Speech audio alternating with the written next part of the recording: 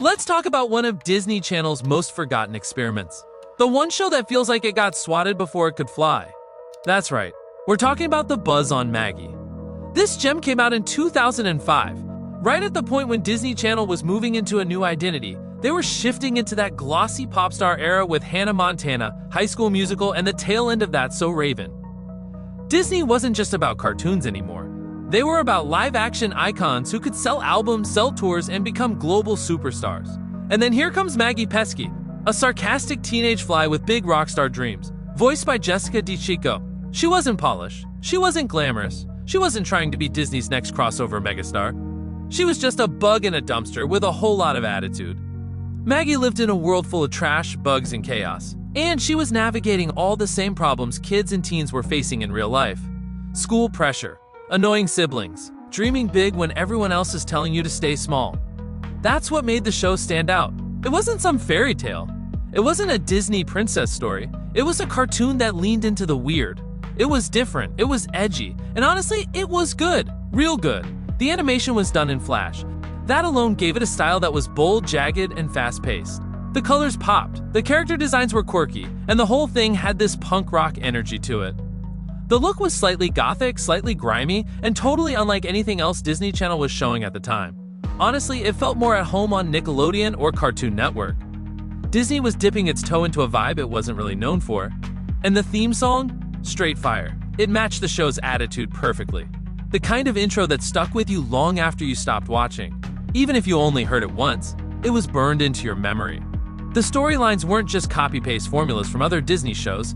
They twisted the teen sitcom blueprint into bug life comedy. Instead of a school dance in the gym, you had a dance in a dumpster. Instead of family dinners at the kitchen table, you had bugs sitting down to meals made out of rotten food.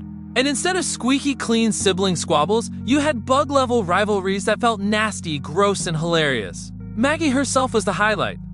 She wasn't the polished, perfect Disney heroine. She had flaws. She had a temper. She had big dreams but didn't always know how to reach them. She was sarcastic, sassy, and unapologetically herself. In a way, she was more realistic than a lot of Disney's other teen characters. She felt like someone you knew in real life. So why don't people remember The Buzz on Maggie? Timing. Straight up. Disney never gave it the push it deserved. They were pouring all their money, marketing, and promotion into live-action stars and big franchises. Miley Cyrus was becoming Hannah Montana. Zac Efron was blowing up with High School Musical. Even animated shows like Kim Possible got a huge push with toys, movies, and non-stop reruns. Maggie just didn't fit the mold. On top of that, the run was painfully short. Only 21 episodes. One season. That's it. Not enough time to build a real fan base. No chance to let the characters grow and develop. No time for kids to fall in love with it and then revisit it later. And after it ended, Disney didn't even keep it alive with reruns. They didn't drop DVDs, they didn't re-air it in marathon blocks. They didn't put it on Disney+. For all intents and purposes, Maggie vanished. Compared to Kim Possible or Phineas and Ferb, The Buzz on Maggie was left to rot in the vault. And here's the kicker. If this show dropped today, it would have had a cult following. Easy. It would have thrived on streaming where kids and nostalgic fans could binge it. People would have celebrated, the same way Nickelodeon fans still ride for Invader Zim. Maggie could have been Disney's answer to that kind of weird, edgy fandom. Instead, it faded away. Quietly. No big finale, no legacy. But here's the truth. The Buzz on Maggie was ahead of its time. It was Disney taking a risk. It was Disney saying, what if we do something a little weirder, a little rougher around the edges, a little less perfect?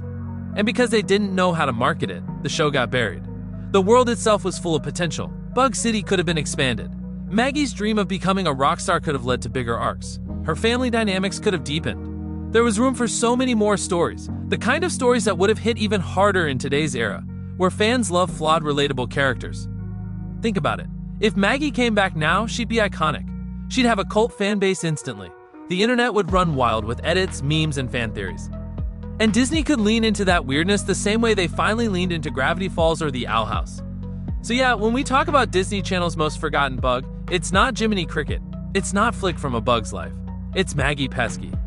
The teenage fly who had dreams bigger than her wings could carry. A one-season wonder that deserved more shine, more episodes, and more flowers than it ever got. Because at the end of the day, The Buzz on Maggie wasn't just a cartoon. It was a time capsule, a reminder of that brief moment when Disney dared to step outside their comfort zone. A reminder of how sometimes the most creative ideas get overlooked because they don't fit the corporate mold. And a reminder that even a show about a teenage fly in a dumpster can hit you with truths about chasing your dreams, staying yourself, and not letting the world swat you down.